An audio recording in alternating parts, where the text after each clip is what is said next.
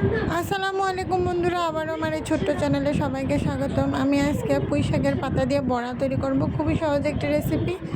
আর এই জন্য এখানে নিয়েছি পুঁই শাকের পাতা। এগুলো আমি ভালোভাবে ধুয়ে পানি ছেঁকে নিয়েছি।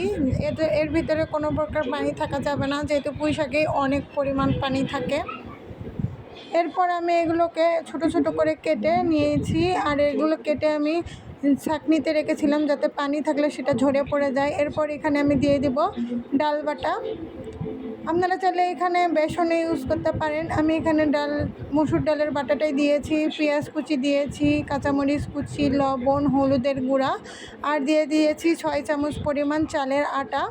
আমি এখানে প্রথমে 3 চামচ দিয়েছি এবং তারপরে আমি এটাকে আগে ভালোভাবে মেখে নেব।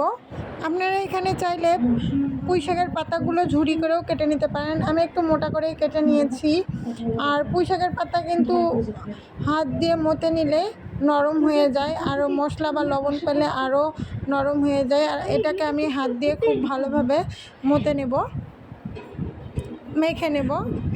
যেসব বাবুরা পুঁই শাক খেতে পছন্দ করেন না, এভাবে পুঁই শাকের বড়া বানিয়ে দিতে পারেন। হাত চেটে পুটে খেয়ে নেবে, বুঝতেই পারবে না যে কিসের বড়া খাচ্ছে। এরপর আমি বাকি 3 চামচ চালের আটা দিয়ে এটাকে আরও ভালোভাবে মেখে নেব। মেখে নিয়ে আপনাদেরকে আমি দেখাচ্ছি। পেঁয়াজির মতো এভাবে গোল গোল করেও আপনারা করে নিতে পারেন। আবার চাইলে লম্বা লম্বা করে যে কোনো ধরনের শেপ দিয়ে আপনারা এটা তৈরি করে নিতে পারেন। তারপর এটাকে ভাজার জন্য আমি একটা ফ্রাই প্যানে পর্যাপ্ত পরিমাণ তেল নিয়ে সেখানে আমি এখন এক এক করে এগুলো ছেড়ে দিচ্ছি ভাজার জন্য। আপনারা চাইলে কম তেলেও ভেজে নিতে পারেন, আবার ডুবো তেলেও ভেজে নিতে পারেন। ডুবো তেলে ভেজে নিলে এটা খেতে মুচমুচে হয়। সবগুলো এখানে দিয়ে এখন এপিট ওপিট করে মিডিয়াম হিটে এগুলো ভেজে নিব। যেহেতু পাতা সিদ্ধ হতে একটু সময় লাগবে, সেজন্য মিডিয়াম হিটেই এটা ভেজে নেবেন। হাই হিট দিলে কিন্তু পুড়ে যাবে, তাড়াতাড়ি হয়ে যাবে, ভিতর থেকে সব কিছু কাঁচাই থেকে যাবে।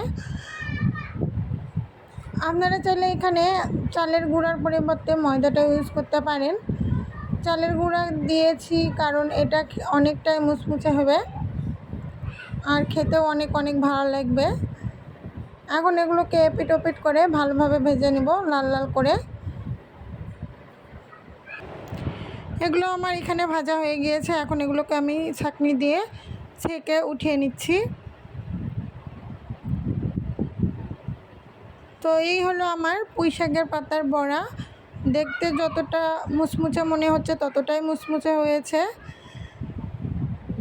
আর খেতে তো তুলনা নেই। আপনারা বাড়িতে একবার হলেও ট্রাই করে দেখবেন। এই পুঁই শাকের পাতার বড়ার প্রেমে পড়ে যাবেন। আমি ভেঙে দেখাচ্ছি। তো আজকের মতো বিদায় নিচ্ছি। দেখা হবে নতুন কোনো রেসিপি নিয়ে। ভালো থাকবেন সবাই। আল্লাহ হাফেজ।